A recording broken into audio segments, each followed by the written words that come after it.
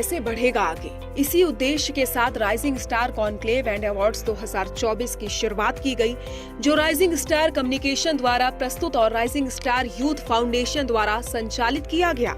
इस कार्यक्रम में विभिन्न उद्योग के दिग्गज, सरकारी अधिकारी और प्रतिष्ठित वक्ताओं ने मंच से अपने विचार साझा किए।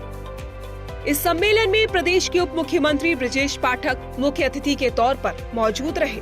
साथ ही कैबिनेट मंत्री धर्मवीर प्रजापति, नितिन अग्रवाल, दानिश आजाद अंसारी, संजय निषाद, राकेश सचान के साथ कई अन्य गणमान्य हस्तियों ने शिरकत की। अवश्य में भोक्तव्यम कृत कर्म शुभाशुभम। अपने किए हुए शुभ अशुभ कर्म का फल अवश्य ही भोगना पड़ता है।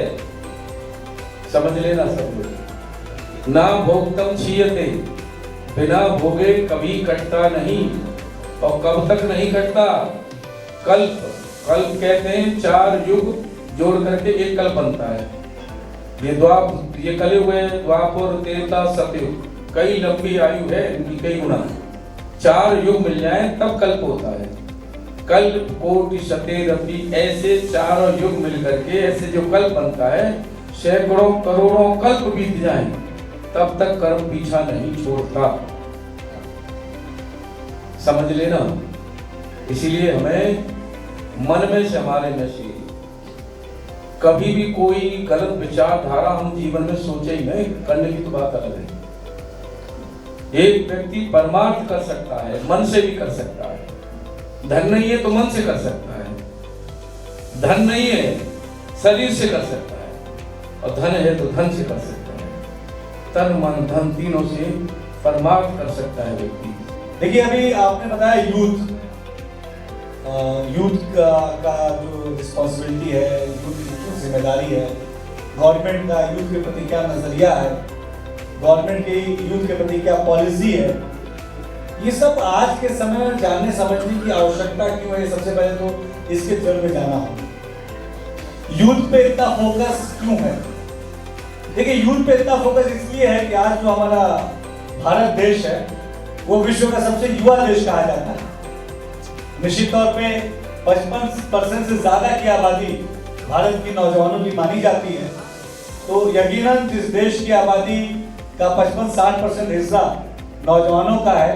तो नौजवानों के कंधों पे भी समाज को और देश को आगे ले जाने की एक महत्वपूर्ण जिम्मेदारी है, जो मुझे लगता है कि हमारे देश के, हमारे समाज के नौजवान बखूबी जानते हैं। और जो यूथ की जो एनर्जी है, इसको हमारी गवर्नमेंट पहचानती है, समझती है। देश की हमारी मोदी सरकार, उत्तर प्रदेश की हमारी योगी सरकार ने हमेशा नौजवानों को प्रोत्साहित करने के लिए, उन्हें इंकरेज करने के लिए, उन्हें एजुकेट करने के लिए, उन्हें एम्पावर करने के लिए, उन्हें अपलिफ्ट करने के लिए काम किया है। आज आप 2014 से अब तक की तस्वीर आप देखेंगे तो आप देखेंगे कि धीरे धीरे हमारी जो सेंट्रल गवर्नमेंट की, मोदी सरकार की जो पॉलिसी, इस पॉलिसी की मदद से, इस पॉलिसी के वजह से हमारा जो यूथ है उसको बहुत सारी ऐसी नए अपॉर्चुनिटीज मिले, बहुत सारे मौके मिले, उनको एक इंकरेजमेंट मिला, उनको एक रोड मैप मिला कि किस तरीके से भारत देश में सरकारी नौकरी के अलावा भी अगर यूथ के अंदर पोटेंशियल है तो और भी सेक्टर्स में अपने करियर के प्रति वो आगे बढ़ सकता है। जब हमारे ही लोग जाकर अगर कंप्यूटर के पूरे सिस्टम को अमेरिका को चला सकते हैं, तो उन्हें हमारे लोग ही अगर हड़ताल कर दें तो पूरा अमेरिका बंद हो जाएगा। अगर मेरे लोग अपनी टेक्नोलॉजी से दूसरे का विकास कर सकते हैं, तो मैं अभी पिछले साल लंदन गया था, आज़ादी का अमृत महोत्सव पर हमें बोलने का अवसर मिला। तो मैंने उनसे कहा, भाई कभी भारत में लंदन दिखता था, आज लंदन में भारत दिखता है। और असली मैंने उनसे कहा, भाई असली भारतीय तब, क्योंकि एक भारतीय के अंदर राजनीति है। राजा मतलब राजा नीति बनाता लोगों को राजा बनाने के लिए। तो असली भारतीय तब जब ब्रिटेन में अपना प्रधानमंत्री बना लो। सौभाग्यशाली है कि 4 महीने बाद भारत का प्रधानमंत्री ब्रिटेन में हो गया, इससे बड़ा क्या हो सकता है।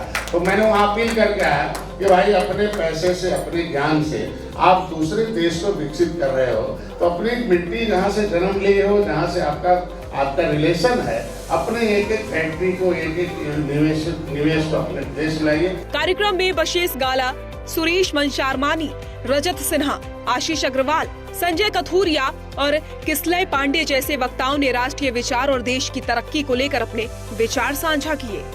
मैं आपसे एक रिक्वेस्ट करता हूँ कि आपने जो थीम रखा, भारत ग्रो कैसे करेगा, तो मैं दुर्वेश यही कहता हूँ कि ये 3 चीज अगर हमारा यूथ फॉलो करता है 100% गारंटेड भारत ग्रो करेगा। सर यही चीज मैं लंदन में कहा, यूएसए में कहा और इंडिया में हर शहर में कहता हूँ दुर्वेश जी, 3 चीज, एजुकेशन, एनवायरमेंट, एंटरप्रेन्योरशिप। जिस दिन हम ये 3 चीज को पकड़ेंगे हम विश्व गुरु भी बनेंगे और हम लाइफ एंजॉय भी करेंगे। एजुकेशन, जैसे मंत्री जी कहते हैं, वो स्कूल वाला एजुकेशन सिर्फ काफी नहीं है। जैसे हमारे पास आज एक डॉक्टर बहन है, बोलते धर्म संस्कार से एजुकेशन होता है। आपके घर में अगर हम रामायण भगवत गीता से बात करते हैं, वो एजुकेशन होता है। राइट स्किल होना चाहिए। इमेजिन करो 15 साल पहले बहुत एजुकेशन था तो भी टीसीएस को 1 साल आदमी को हायर करने के बाद 1 साल उसे ट्रेन करना पड़ता है, क्योंकि हमारे एजुकेशन में वो स्किल अब डेवलप हो रहा है। New education policy, skill India अब आ रहा है। तो एजुकेशन के साथ साथ सेकेंड, जैसे मंत्री जी से भी हमारा बात हुआ था, एनवायरनमेंट को हम लाइटली ले ही नहीं सकते। प्रकृति है, उसका आशीर्वाद है तो हम आगे बढ़ पाएंगे। जल से लेके, वायु से लेके, अग्नि से लेके हवा, एक को भी प्रदूषित कर दिया तो आप इमेजिन करो आयुष 10 साल खराब हो गए, लंग कैंसर हो रहा है, लोगों को नई नई बीमारियां हो रही है क्योंकि हमने प्रकृति का रिस्पेक्ट नहीं रखा। तो एनवायरनमेंट को भी साथ में ले रहा है।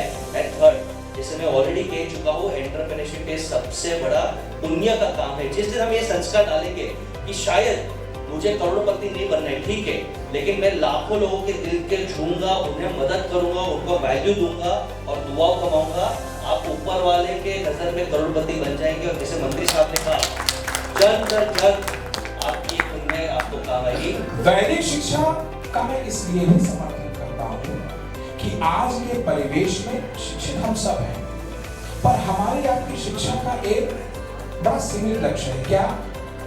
कैसे भी नौकरी मिल जाए, बस नौकरी मिल जाए, चाहे बाबू की मिल जाए, चाहे क्लर्क साहब की मिल जाए, चाहे आईएएस साहब की मिल जाए, पीसीएस साहब की मिल जाए, किसी की भी मिल जाए, बस नौकरी मिल जाए, कैसे भी करके जीवन गुजर जाए, अपना भरण पोषण हो जाए, अपने बच्चों का हो जाए, पत्नी का हो जाए, अगर माता पिता के प्रति श्रद्धा बची है तो उनका हो जाए, बस। वैदिक शिक्षा व्यक्ति को पूरे समाज के लिए तैयार करती थी। वो व्यक्ति वसुधैव कुटुंबकम को जीता रहा। आज वो चीज गायब है। आज तो साहब हंसने के लिए भी लाफ्टर थेरेपी का सहारा लेना पड़ता है, एंगर थेरेपी का सहारा लेना पड़ता था। ये संस्कृति नहीं। आज एक एक्सीडेंट होता है, 4 लोग वीडियो बना रहे होते हैं उस पे। ये हमारी वैदिक शिक्षा नहीं थी। आज की तारीख में आप इस चीज को नहीं पाएंगे। पहले के जब एक गांव में हमारी लड़की ब्याहती थी तो उस गांव की सारी लड़कियां बहनें कहलाती थी, और जिस गांव से लड़की आती थी उस गांव का हर लड़का भाई कहलाता था। आज ये गायब है। आज पुत्र पिता के प्रति श्रद्धा नहीं रख रहा, पिता पुत्र के प्रति, पति पत्नी के प्रति, पत्नी पति के प्रति, ये सब जाता सजा रहा है। घोर अवसाद की स्थिति है, विचार अंधत्व की स्थिति है, हर चीज कॉमर्शियलाइज हो चुकी है। अगर इसे पूरी तरीके से ध्वस्त करके दोबारा भारत को आगे बढ़ाना है, भारत को सही मायने में विश्व गुरु बनाना है, जैसे कि टॉपिक है भारत कैसे आगे बढ़े, तो यह आवश्यकता है कि प्राइमरी लेवल से दोबारा धीरे धीरे वैदिक एजुकेशन को इंट्रोड्यूस किया जाए। Our focus is more profitability. Right now, the startup companies are burning money. So, you know, if I'm getting in more details, so basically, if I talk about Zepto, okay, I don't want to mention the name, but delivery companies are, you know, they burn around 600, 700 to 1. That's the ratio. So, our focus is the profitability of the company. You know, IPO is done once you leave the funds. We would say we don't need funds in the future if we create profits in our company. So, yeah. हम लोग entrepreneurship को बढ़ावा दे रहे हैं। क्यों entrepreneurship? क्योंकि एक तरफ सैनिक है जो बॉर्डर पे देश की रक्षा करते हैं, एंटरप्रेन्योर भी एक तरीके से सैनिक है। वो जॉब क्रिएट कर रहा है, इस देश को विश्व गुरु बना रहा है, 5 ट्रिलियन का जो हमारे प्रधानमंत्री जी का सपना है वो बना रहा है। तो ये भी एक तरह से वॉरियर है। एक बड़ी लड़ाई होती है एंटरप्रेन्योरशिप में, बहुत लोनली जर्नी होती है। तब उनको स्किल करते हैं, और ये तजुर्बा का एक सपना है कि 1 करोड़ लोगों या 1 करोड़ लोगों को स्किल किया जाए, जॉब क्रिएटर बनाया जाए। जब 1 करोड़ लोग जॉब क्रिएटर बनेंगे, चाहे वो कोई भी काम छोटा हो बड़ा हो, लेकिन अगर वो जॉब क्रिएटर बनेंगे, एक आदमी 10 लोगों को भी एम्प्लॉयमेंट देगा तो 10 करोड़। हम एक बार एक कोर्ट गए मंत्री जी, सर हम कोर्ट गए किसी तारीख में, तो हमारे वकील ने कहा यहाँ बाहर एक आंटी जी अदरक कूट के बढ़िया चाय बना, भाई उसके चाय खिला दो। तो आंटी जी खड़ी हो गई, तुरंत आप मुझे कैसे जाते? बोले आपकी फैक्ट्री से हम हैंड एम्ब्रॉयडरी का काम करते हैं, हमें कुछ नहीं आता था, अकाउंट भी आप लोगों ने खुलवाया था, और हमारी 3 बेटियों की आपके काम से शादी। तो ये है एंटरप्रेन्योर जो बताया एनर्जी। देखिए जिंदगी से एनर्जी है, आप में जितने लोग मानते हो अगर आपकी एनर्जी आई है तो आप जिंदगी में आगे रहोगे।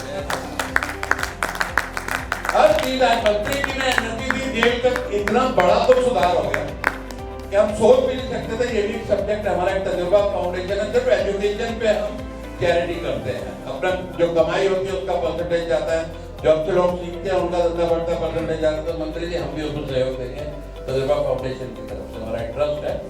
तो ये एक हमारा प्रण है कि 1 करोड़ लोग स्किल हो तो ये देश बहुत आगे, और 500 लोग IPO लेके आए SME एक्सचेंज में, छोटे बिजनेस भी लिस्ट हो, तो बहुत वेल्थ क्रिएशन स्टाफ की भी होती थी। जब मेरा पहला IPO आया था तो मेरा ड्राइवर भी खड़ा था। भारत में मैं किसी बड़े विशेषज्ञ से बात कर रहा था, तो उन्होंने कहा था कि भारतीय एग्रीकल्चर में 20 माइक्रोसॉफ्ट जितनी बड़ी कंपनीज बन सकती हैं। एक माइक्रोसॉफ्ट आज अपने आप में एक भारत है। भारत की इकोनॉमी करीबन 3 ट्रिलियन की है और माइक्रोसॉफ्ट की मार्केट कैपिटलाइजेशन भी 3 ट्रिलियन की है। तो माइक्रोसॉफ्ट अपने आप में एक भारत है, और भारत के एग्रीकल्चर में 20 भारत छुपे हुए हैं। तो एग्रीकल्चर जो है वो एक बहुत बड़ा हमारा सेगमेंट है। 140-145 करोड़ लोगों का पेट रोज भरना है, 3 बार भरना है। तो एग्रीकल्चर, और हम विश्व के भी अन्नदाता हैं। अभी पीछे प्रॉब्लम हुई तो हमने थोड़े से एक्सपोर्ट्स कंट्रोल किए, बट जनरली हमारा व्हीट एक्सपोर्ट सबसे ज्यादा होता है। तो क्या कहते हैं, मिल्क में हम नंबर 1 प्रोड्यूसर हैं। तो एग्रीकल्चर हमारा बैकबोन था, हमारा बैकबोन है, हमारा बैकबोन रहेगा। बहुत धन्यवाद। और इसमें एक लास्ट बात ये ऐड करूंगा कि एक ही चीज बार बार हमें एग्रीकल्चर में देखनी है ताकि हमारे फार्मर भाई बहन कभी प्रॉब्लम ना फेस करें, वो है टेक्नोलॉजी। जितना हम टेक्नोलॉजी का उपयोग एग्रीकल्चर में कर पाएंगे, जितना हम उनको एडुकेट कर पाएंगे कि उनको किस तरह की खाद, फसल, क्या क्या बीज क्या उपयोग करना है, हम बहुत बड़ा एक सेगमेंट जो है वो क्रिएट कर सकते हैं। जैसे मैंने कहा 20 माइक्रोसॉफ्ट, 20 भारत हमारे एग्रीकल्चर में छुपे हुए हैं। तो ये माहौल एकदम टॉप क्लास है इस टाइम पे कि प्रोडक्ट चाहे आपका बैक एंड कोई भी हो, चाहे हार्ड प्रोडक्ट हो, चाहे सॉफ्ट प्रोडक्ट हो या एडवाइजरी प्रोडक्ट हो, बहुत ही कम समय में एंटरप्रेन्योर जो है नेशन वाइड फेमस हो सकते हैं, कैश फ्लो बन सकता है। इसी तरह हमने भी प्रोग्राम बनाया, विदिन 60 to 90 डेज जो है पूरी दुनिया चेंज हो सकती है। आज की तारीख में छोटे एंटरप्रेन्योर के विदाउट टू मच फंड्स, अपनी तरफ से लागत नहीं लगती है, लेकिन मोमेंटम बहुत तेज़ी से, बहुत स्पीड से आगे बढ़ सकता है। मेरी खुद की स्टोरी ऐसी है, कंसल्टिंग का बिजनेस जो है थोड़ा डाउन हो गया था। कोविड के टाइम पे हम लोग ने मॉडल चेंज किया, विदिन 60 डेज हम लोग ने पूरा का पूरा मॉडल रिक्रिएट कर लिया अपने लिए। अभी हम दूसरों को भी सिखा रहे हैं। एक उत्तर प्रदेश की तरफ से एक मेरा छोटा सा एक ऑब्जर्वेशन है, एक तरह से हम इसी बेल्ट को बिलोंग करते हैं, यहीं से हम लोग बढ़ के आगे हुए हैं। अभी हम पूना में रहते हैं, परंतु जब इंटरनेट पे काम करते हैं हज़ारों लोग आते हैं वेबिनार्स पे, और उसमें स्पेसिफिकली जो नॉर्थ बेल्ट है, यूपी बिहार वाला बेल्ट है, उसमें जनरली लोग डिमांड करते हैं कि आप हिंदी में बात करिए। होना भी चाहिए, मातृभाषा है, वो सब बढ़िया है, परंतु इंटरनेट की भाषा जो है वो है इंग्लिश। और आप देखिएगा कभी भी जो साउथ के स्टेट हैं वो इतनी ज़्यादा टेक्नोलॉजी में आगे क्यों आए हैं। नॉर्मली आप देखेंगे जो डेवलपिंग बिजनेसेस है उसमें साउथ के स्टेट ज़्यादा क्यों हैं, because they speak the language of the internet and speak the global language. तो उस हिसाब से मेरा खुद का एक कंट्रीब्यूशन भी रहा है। I am working with certain NGOs to improve English literacy and internet literacy in UP and Bihar. And इस बारे में हम जितना भी कोशिश करेंगे वो ज़्यादा अच्छा है। एक तरफ से मातृभाषा है, डेफिनेटली इसको सपोर्ट करना चाहिए, परंतु इंटरनेट की भाषा जो है इंग्लिश ही है, and that is the global language. तो जितना ज़्यादा उस तरफ जो है यूथ का जो ये रहेगा, बेंट रहेगा, उतना ज़्यादा उन लोगों को बेनिफिट मिलेगा। क्वेश्चन ये होना चाहिए कि भारत और तेजी से आगे कैसे बढ़ सकता है, भारत सबसे तेज कैसे बढ़ सकता है, ये क्वेश्चन होना चाहिए। अब अगर ये क्वेश्चन है तो इसका आंसर क्या होगा? आंसर बिल्कुल क्लियर है कि अगर भारत को बहुत तेजी से आगे बढ़ना है दूसरा सिंपल सा तरीका है कि भारत के यूथ को आगे आना होगा, युवाओं को साथ देना होगा। ऑलरेडी आगे बढ़ रहा है, ऐसी बात नहीं बढ़ रहा है, लेकिन जितना बढ़ रहा है उसमें कितने युवाओं का योगदान है? बहुत कम, लेस देन 10%। क्या वो अगर भारत का बाकी का बचा हुआ जो 90% यूथ है वो भी कंट्रीब्यूट करना स्टार्ट कर दे, बच जाएंगे नंबर, बहुत तेज आगे बढ़ेंगे। यही होता है। तो क्या कारण है कि बाकी का जो यूथ है वो कंट्रीब्यूट क्यों नहीं कर रहा है? क्योंकि वो डिस्ट्रैक्टेड है, वो भटका हुआ है, अलग अलग चीजों, हर इंसान अलग अलग चीजों में भटका हुआ है। देखिए, दुनिया का एक बहुत ही महान ग्रंथ है जिसे हम कहते हैं भगवत गीता, और उसमें एक बहुत ही कमाल का श्लोक है, भोगेश्वरी प्रसक्ता नाम तया पहत चेतसा व्यवसायित्मिका बुद्धि समाभवन विधीयते। पहली लाइन फिर से बोलता हूँ, भोग ऐश्वर्य प्रसक्ता नाम, यानी कि जो इंसान भोग और ऐश्वर्य में रहता है, जो इंसान सिर्फ मजे करने की सोचता है, जो अपनी इंद्रियों में भटका रहता है, लास्ट लाइन सुनिए, समाधि विधीयते, वो समाधि में प्रवेश नहीं कर सकता, वो खुद सफल नहीं बन सकता। और जो इंसान खुद ही सफल नहीं बन सकता, वो देश में क्या कंट्रीब्यूट करेगा? और इसी श्लोक में बीच में वो लाइन आती है, भोग ऐश्वर्य प्रसक्ता नाम तया पहत चेतसा व्यय सात्विका बुद्धि, यानी कि आपकी दृढ़ बुद्धि, आपका फोकस, आपकी इंटेलिजेंस। अगर जो इंसान मजे में रहता है, भोग में रहता है, ऐश्वर्य में रहता है, उसकी फोकस इंटेलिजेंट काम कर ही नहीं सकती, वो फोकस कर ही नहीं सकता। ये रीजन जो भगवत गीता में बताया है कि इंसान भोग ऐश्वर्य से बाहर निकलेगा, तब जाकर के उसकी बुद्धि काम करेगी, तब जाकर के उसका फोकस बढ़ेगा। और मैं कहता हूँ कि इंसान को ना देश के बारे में सोचो, अच्छी बात है, पहले खुद के बारे में सोच लो, क्योंकि अगर आप खुद के बारे में सोचोगे, खुद बढ़ोगे, तो ऑब्वियसली देश तो बढ़ना ही है। तो इंसान खुद आगे कैसे बढ़ेगा? बड़ा वही बन सकता है जो बड़ा कर सकता है, और बड़ा वही कर सकता है जो बड़ा सोच सकता है। और आपको बड़ा करने के लिए फंडिंग की जरूरत पड़ सकती है, लेकिन बड़ा सोचने के लिए कभी भी आपको फंडिंग की जरूरत नहीं पड़ेगी। कार्यक्रम का शुभारंभ ब्रजेश पाठक ने दीप प्रज्वलित करके किया। ब्रजेश पाठक ने इस दौरान युवाओं की बात कही, समाज में परिवर्तन की बात कही, साथ ही उन्होंने कई उद्यमियों और उभरते हुए प्रतिभाओं को सम्मानित किया। कार्यक्रम को संबोधित करते हुए ब्रजेश पाठक ने राम मंदिर की बधाई देते हुए युवाओं को राम पथ पर चलने की अपील की। इसके साथ ही उन्होंने कहा कि हमें भगवान राम और श्री कृष्ण के आदर्शों पर चलना चाहिए, समाज हित में काम करना चाहिए। उप मुख्यमंत्री ब्रजेश पाठक ने राइजिंग स्टार के इस पहल की सराहना करते हुए कहा, rising star conclave and awards 2024 हमारे राष्ट्र की उन्नति के लिए संवाद और सहयोग को बढ़ावा देने की दिशा में एक सराहनीय प्रयास है। ऐसे मंच विविध दृष्टिकोण और विचारों को एक साथ लाने में महत्वपूर्ण भूमिका निभाते हैं और देश को विकास पथ की ओर ले जाते हैं। राइजिंग स्टार कॉन्क्लेव को बहुत बहुत शुभकामनाएं।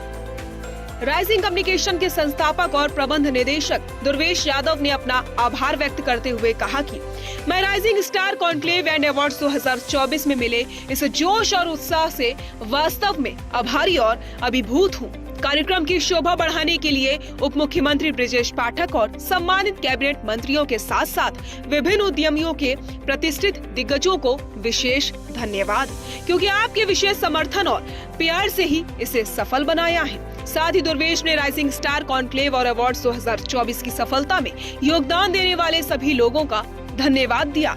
दुर्वेश ने आगे कहा कि ये सफल कॉन्क्लेव सिर्फ शुरुआत है, हम पहले से ही rising star conclave and awards 2024 के अगले सीजन के लिए तैयारी कर रहे हैं, जहां हमारा लक्ष्य मंच को नई ऊंचाइयों तक ले जाना है। पहले तो मैं मनीष भैया का धन्यवाद देना चाहूंगा, मेरे बड़े भाई, उसके बाद चित्रेश सर, तुषारिका जिन्होंने कमान संभाली। लिटरली मैं बोल रहा हूँ, कल मुझे आंसू तक आ गए, मैं इमोशनल हो गया कि कैसे इवेंट मैनेज होगा, बट आई थिंक बहुत अच्छे से हो गया। सभी का बहुत बहुत धन्यवाद। जल्दी लौटेंगे सीजन 2 के साथ, so stay excited, see you soon. वहीं राइजिंग स्टार कम्युनिकेशन के सह संस्थापक ब्रजेश तिवारी ने उनका हार्दिक आभार व्यक्त करते हुए कहा कि राइजिंग स्टार कॉन्क्लेव और अवार्ड्स 2024 कई महीनों की कड़ी मेहनत थी और पूरी टीम के जबरदस्त प्रयास के बिना ये आयोजन सफल नहीं होता। मैं इस आयोजन का अनुभव करने के लिए आभारी और अभिभूत दोनों हूँ, जो इस तरह था जैसे हमारे लिए एक सपना हकीकत में बदलना। हमारे बीच में माननीय उप मुख्यमंत्री, सभी कैबिनेट मंत्री और विभिन्न उद्योगों की हस्तियों का इस कार्यक्रम में आना, अपने विचार और विजन को लोगों तक पहुंचाना इस कार्यक्रम की सफलता की कुंजी थी। साथ ही वहां मौजूद लोगों की उत्कृष्ट प्रतिक्रिया और जुड़ाव के कारण ये कार्यक्रम वैसा ही बना जिसकी राइजिंग स्टार ने कल्पना की थी। ये पूरा कार्यक्रम भारत आगे कैसे बढ़ेगा विषय पर केंद्रित था, जिसमें उन महत्वपूर्ण विषयों और चुनौतियों को संबोधित किया गया जिनका राष्ट्र अपनी प्रगति की यात्रा में सामना करता है। इस कॉन्क्लेव ने सार्थक चर्चा के लिए एक मंच प्रदान किया, जिसमें प्रतिभागियों को देश के समग्र विकास के लिए अपनी अंतर्दृष्टि और रणनीतियों को साझा करने में सक्षम बनाया गया। कार्यक्रम के आयोजकों का मानना है कि ये सफल कॉन्क्लेव सिर्फ शुरुआत है। हमारा उद्देश्य है कि युवाओं और समाज को दिशा देने वालों के बीच सार्थक बातचीत के लिए एक मंच हो, जो हमारे राष्ट्र की भलाई के लिए कार्य करे। और इसी दिशा में राइजिंग स्टार कॉन्क्लेव और अवार्ड्स का आयोजन हो रहा है, जिसने भविष्य के संस्करणों के लिए एक मजबूत मिसाल कायम की है।